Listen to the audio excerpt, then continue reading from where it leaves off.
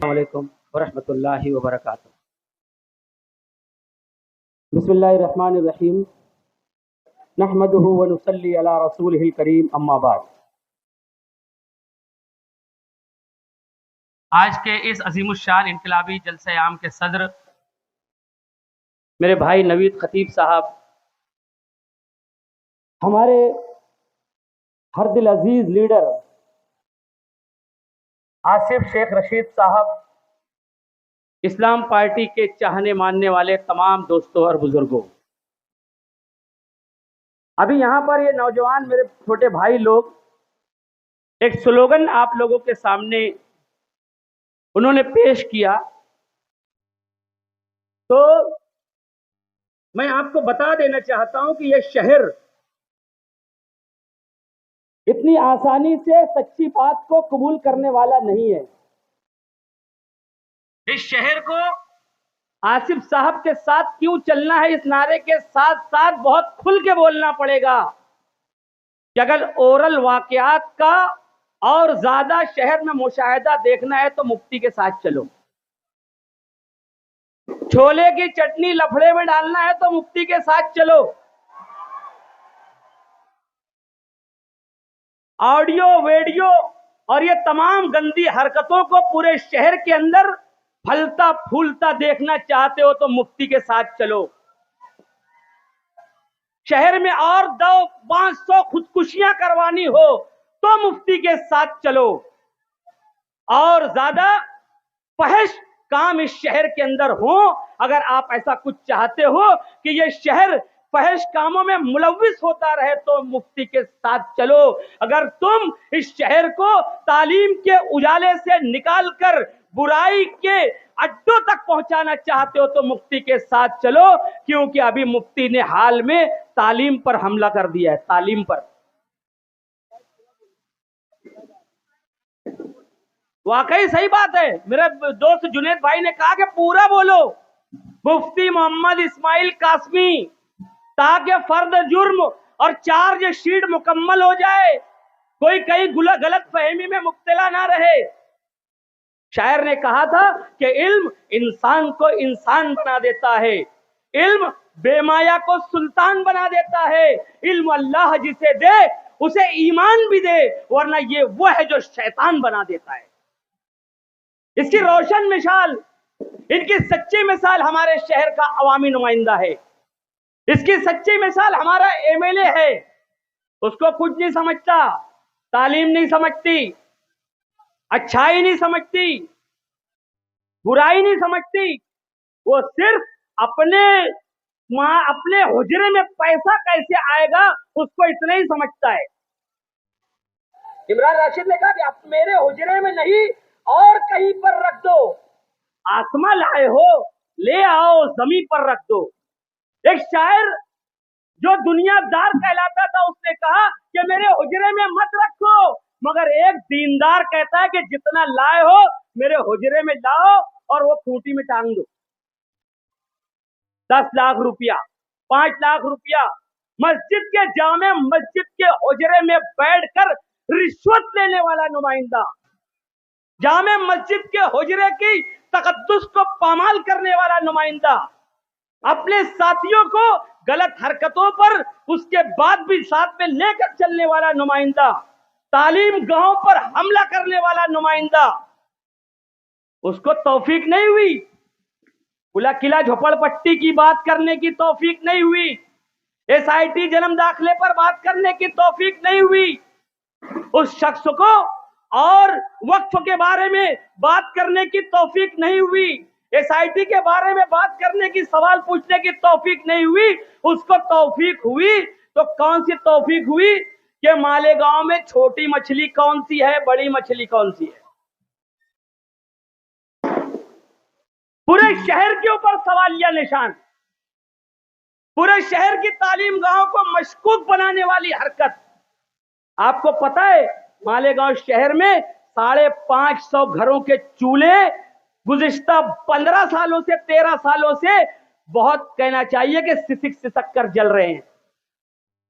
550 teacher हैं, free में पढ़ा रहे हैं हाई स्कूलों में, उनकी तनख्वाह जारी नहीं हो रही है, 20% पर आकर रुक गई है, और पूरे शहर को वहां पर खड़े होकर असेंबली में पूरे शहर को मशकूक बनाने का काम, पूरे शहर के ऊपर लाल निशान लगवाने का काम, इन 500-550 घरों में जो सिसक सिसक कर चूल्हा जल रहा है, उस चूल्हे को भी बंद कर देने वाला काम हमारे शहर का अवामी नुमाइंदा करने जा रहा है।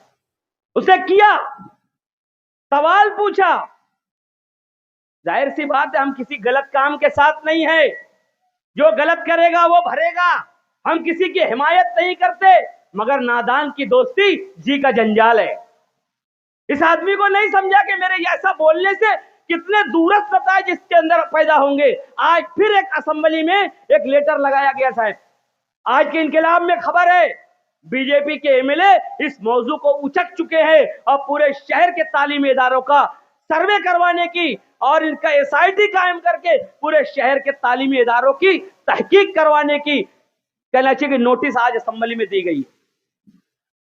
इनको सवाल नहीं करना चाहिए वहां पर कि इनका पगार कब चालू होगा, इनको सवाल नहीं करना चाहिए कि एसआईटी की मुद्दत खत्म हो गई है, कितने रोहिंग्या मुसलमान पकड़े गए मुसलमान मालेगांव में, बताओ।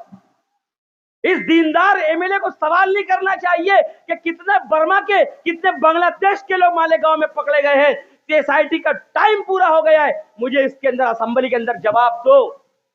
मगर ये वो तिल है जिसके अंदर तेल नहीं है, बगैर तेल की तिल्ली है ये हमारे साथी बोल रहे हैं।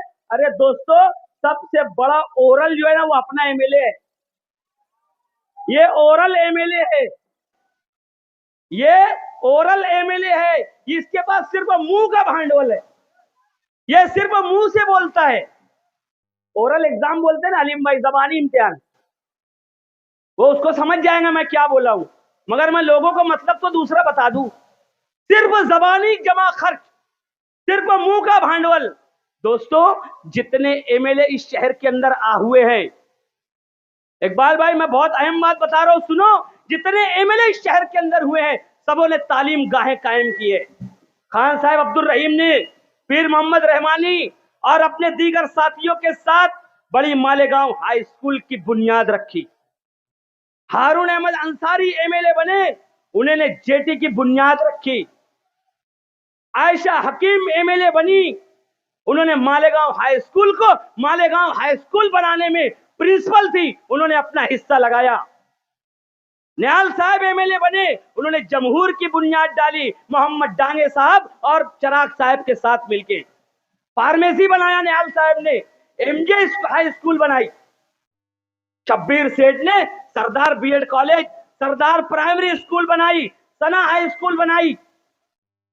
शेख रशीद साहब ने MJ high school, Abdul Qadir school, और उसके साथ साथ खातून माइनॉरिटी जो इदारा है खातून हाई स्कूल, उसको खातून कैंपस के बनाने में निहाल साहब ने रशीद साहब ने अहम हिस्सा अदा किया। आसिफ साहब एमएलए बने, उन्होंने तमाम रिकॉर्ड तोड़ दिए। वो इस प्राइमरी तालीम हाई स्कूल से आगे का काम आसिफ साहब ने किया और बच्चों को एमबीबीएस के अंदर जाने के लिए फलाह उम्मत ट्रस्ट को बेहतरीन कैंपस बनाकर दिया, और वहां से आज बच्चे एमबीबीएस, बीडीएस और बीयूएमएस पे जा रहे हैं। उर्दू घर बनाया, वहां पर आज यूपीएससी की स्टडी कर रहे हैं बच्चे बैठकर। कंप्यूटर दिया, किताब दिया, उर्दू घर जैसा तोहफा दिया आसिफ साहब ने। मुफ्ती साहब ने क्या दिया? मैं आपसे पूछ रहा हूं, मुफ्ती साहब ने क्या दिया? आसिफ साहब ने फ्लाईओवर ब्रिज दिया इस शहर को, 10 स्टडी सेंटर दिए। आज करोड़ों की लागत से एक तालीमी इदारा आसिफ साहब बनवा रहे हैं। मुफ्ती साहब ने एक आंगनवाड़ी भी नहीं बनवाई है। वो शेखुल हदीस है, 30 साल से उन्होंने अलीबा ता का एक मकतब भी कायम नहीं किया है। सिर्फ उनका क्या मामला है? डाल अब्दुल्ला गुड़ थैले में, नौरी मरे के नौरा, अपने को दक्षिणा से काम, और जो काम हो रहा है उसके अंदर पत्थर मारो, मेरा क्या, मेरा हिस्सा कैसे रहेगा? सवाल किया असेंबली में। ये मैच फिक्सिंग था दोस्तों, मैच फिक्सिंग था वजीर की और हमारे शहर की नुमाइंदे का मैच फिक्सिंग का मुकाबला था असेंबली में कि एक एमएलए तालीम गाहों पर सवाल उठाता है और वजीर उसका जवाब देता है। ये दोनों तालीम गाहों से तोड़ी करने की कोशिशों में इन्हें सवाल लगाया है। एमएलए की गैर जिम्मेदार हरकतें इस बात को जाहिर कर रही हैं कि लम्हों ने खता की थी, सदियों ने सजा पाई। ये शहर अपने सजा के दौर से गुजर रहा है। ये शहर अपने सजा के दौर से गुजर रहा है। इस शहर को एक ऐसे अंधेरों के पुजारी ने घेर लिया है जो इल्म की रोशनी को भी बुझा देना चाहता है। एक ऐसा इंसान जिसको कुछ लेना देना नहीं है कौम मिल्लत से, कौम मिल्लत फरोश आदमी। इसकी पुरानी आदतें हैं पुलिस की, इंतजामिया की और ऊपर के लोगों की चापलूसी करना और शहर की कमजोर वर्ग को उनके सामने करना ताकि उस नस को वो दबाते रहे। ये चीजें पूरे शहर के लोगों के लिए लम्हे फिक्रिया हैं। पूरे शहर के लोगों को सोचना पड़ेगा कि जो इलेक्शन आने वाला है इसके अंदर इस अंधेरे को और गहरा करना है या फिर इस शहर को नए लोगों के, मुखलिस लोगों के हाथ में देना है। इस शहर को फैसला करना पड़ेगा कि ये जो गलती असेंबली इलेक्शन में हुई और 162 वोटों की जिल्लत आमेज फतेह के साथ जो आदमी नुमाइंदा बना है वो अपनी हरकतों को बदलने के लिए तैयार नहीं है। उससे कौम को नुकसान है, उससे मिल्लत को नुकसान है, उससे हमारे शहर को नुकसान है, हमारी आने वाली नस्लों को नुकसान है। ये बात खुदा के लिए इस शहर जितनी जल्दी जान ले उतना कहना चाहिए कि फायदा हो सकता है। दोस्तों, कारपोरेशन इलेक्शन आने वाला है। मैं अपने तमाम साथियों से एक बात अर्ज करना चाहता हूं, मेरे दिल की बात है। मैं देख रहा हूं कि पूरे शहर के अंदर हमारे जो लोग हैं बहुत पुरजोश हैं कारपोरेशन इलेक्शन को लेकर। एक एक वार्ड में हमारे पास 10-10 उम्मीदवार हैं, इच्छुक उम्मीदवार हैं। मगर उसके साथ साथ मुझे खौफ है कि अगर किसी को टिकट नहीं मिला तो खुदा न खास्ता वो नाराजगी का इजहार न कर दे। अगर आपको इस शहर के अंदर आसिफ साहब को कारपोरेशन में इज्जत से नवाजना है, अगर हमें कारपोरेशन में इस्लाम पार्टी का झंडा लहराना है, तो जितने इच्छुक उम्मीदवार हैं, चाहे आप में तो मौजूद हो या मैं क्यों ना हूं, हमें कहीं ना कहीं इस बात पर आमादा होना पड़ेगा कि आसिफ साहब जिसको टिकट दे देंगे हम उसको चुन के लाने के लिए तन मन धन एक करते। आसिफ साहब की जबान से निकला हुआ लफ्ज आखिरी फैसला रहेगा हमारे लिए और हम अपनी इस्लाम पार्टी से कोई गद्दारी नहीं करेंगे, कोई नाराजगी का इजहार नहीं करेंगे। हमें टिकट मिला भी तो इस्लाम पार्टी का झंडा लहराएंगे कारपोरेशन में, टिकट नहीं भी मिला तो भी आसिफ साहब के कांधे से कांधा मिलाकर हम खड़े रहेंगे। सब रास्ते मकसद से मोहब्बत के भरोसे मंजिल को पहुंच जाते हैं, हिम्मत के भरोसे इखलास और सदाकत से किया जाए तो हर काम हो जाता है अल्लाह की नुसरत के भरोसे। मेरा लीडर आसिफ शेख रशीद है, उसके साथ अल्लाह की नुसरत, अल्लाह की मदद शामिल है, आप तमाम लोगों का हौसला शामिल है। उस पर मैं आप लोगों का शुक्रगुजार हूं और आने वाले कारपोरेशन इलेक्शन में इस्लाम पार्टी का झंडा कारपोरेशन में लहराना है, लहराना है, लहराना है और आसिफ साहब को इज्जत से इंशाअल्लाह नवाजना है। इसके लिए मैं आप तमाम लोगों से अपील के साथ अपने 2 लफ्ज खत्म करता हूं। खुदा हाफिज, अस्सलाम वालेकुम।